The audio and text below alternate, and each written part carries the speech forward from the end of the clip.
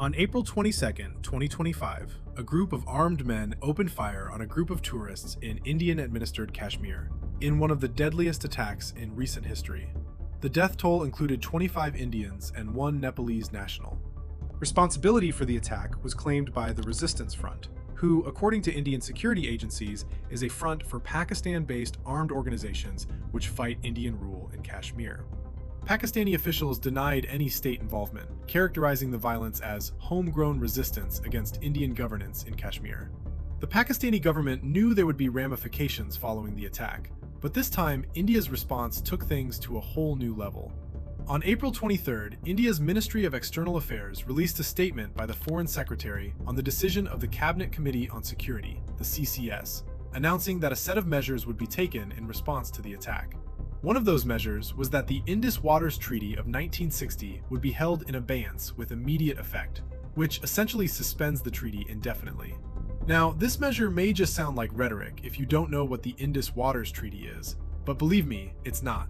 This was a big deal, and potentially one of the most significant shifts in India-Pakistan relations in decades. So why was suspending the treaty such a dramatic move, and why now? To understand, we have to go back to 1947.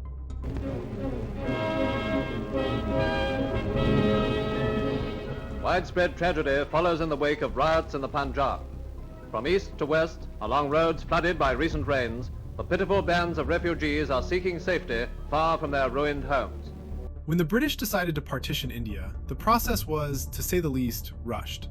The man responsible for the Boundary Commission, Cyril Radcliffe, only had around 6 weeks to figure out where borders would be drawn between the two new states of India and Pakistan.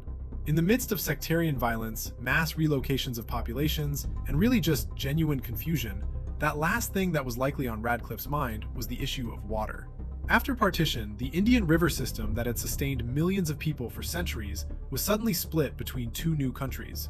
Now, the rivers of the Indus Basin, which largely originate in the Tibetan Plateau, flow through India before reaching Pakistan. That meant something critical.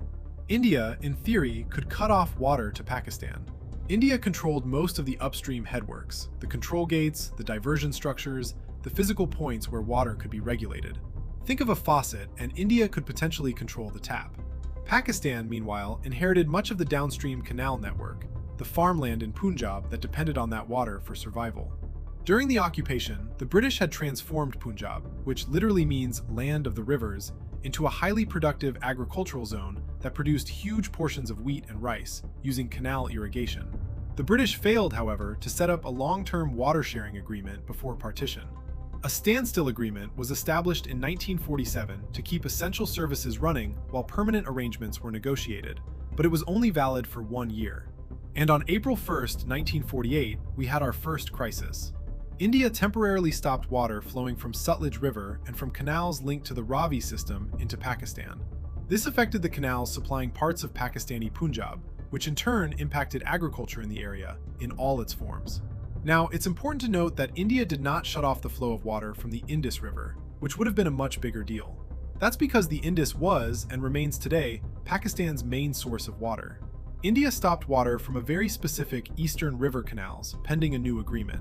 Plus, shutting off river water takes infrastructure, dams, which take years to build. Nonetheless, the ramifications were big. India's position at the time was simple. The canals and headworks they shut off were inside Indian territory. The standstill agreement had expired, and Pakistan had not yet signed a new operational agreement, and therefore, India was not obligated to continue supply without a formal arrangement. Pakistan saw it differently. Pakistan viewed the stoppage as Indian leverage that could be used to impose economic pressure and threaten agricultural survival. Remember, this was less than a year after independence. Trust was at its ultimate low point, and violence from partition was still fresh. Water suddenly looked like a weapon. That moment made it clear there needed to be a long-term solution to this issue. Fast forward 12 years. In 1960, after years of negotiations brokered by the World Bank, the two countries signed the Indus Waters Treaty. Instead of fighting over every river, they divided them. India received control over the three eastern rivers, the Ravi, Beas, and Sutlej. Pakistan received primary rights over the three western rivers, the Indus, Jhelum, and Chenab. It was a clean split. And for more than 6 decades, it worked. The treaty survived the wars of 1965 and 1971. It survived Kargil in 1999. It survived terrorist attacks and diplomatic freezes. An unwritten understanding seemed to have developed. No matter what else happens between India and Pakistan, water stays out of it. That firewall is what changed in 2025. After the terrorist attack in Pahalgam that killed 26 civilians, India placed the treaty in abeyance. Not withdrawn, not terminated, but suspended. And for the first time since 1960, India explicitly linked water cooperation to Pakistan's alleged support of terrorism. That is the shift. Now, what does that mean in practical terms? India is preparing to fully utilize waters from the Ravi River through the Shahpur Kandi Dam, which has been under construction for essentially 40 years. The project began in the 1980s but was delayed multiple times primarily because of interstate disputes. The Ravi is one of the eastern rivers allocated to India under the treaty. Historically, some of its water flowed downstream into Pakistan because India lacked the infrastructure to capture all of it. Now that infrastructure is nearly complete. It's important to be precise here. The Ravi represents a relatively small share of Pakistan's total water supply. The vast majority, roughly 80%, comes from the western rivers, the Indus, Jhelum, and Chenab. Those flows continue. This does not mean Pakistan's water lifeline is being shut off. It does not mean famine, but it does matter symbolically, because the agricultural heartland of Pakistan, especially Punjab, depends on this broader Indus system. This region produces the majority of Pakistan's wheat, a large share of its rice, sugarcane, and cotton. Even small reductions in a tightly managed irrigation system can create pressure. So while the volume may be limited, the message is not. And then there is the other layer, water stress. India itself faces mounting pressure on its water systems. Heat waves have intensified. Groundwater in states like Punjab has been extracted faster than it can recharge. Rainfall patterns have grown more unpredictable. If you are sitting in New Delhi and looking at long-term climate projections, water security is not theoretical, it is strategic. So then another interpretation emerges. Is India simply reacting to terrorism? Or is it also positioning itself for a future in which water becomes scarcer and upstream control becomes more valuable?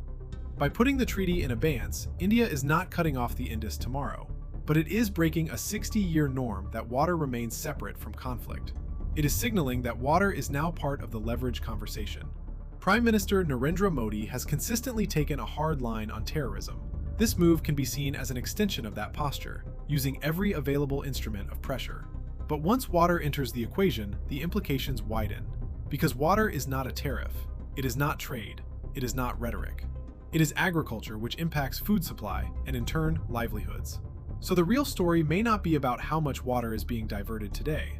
It may be about the precedent being set. For decades, India and Pakistan managed to keep water insulated from war. Now that firewall appears weaker. If climate stress intensifies, if upstream infrastructure expands, if water becomes more unpredictable across South Asia, does this moment mark the beginning of a new phase in India-Pakistan rivalry, where water itself becomes a negotiating tool? And if water is now on the table, where does that lead next?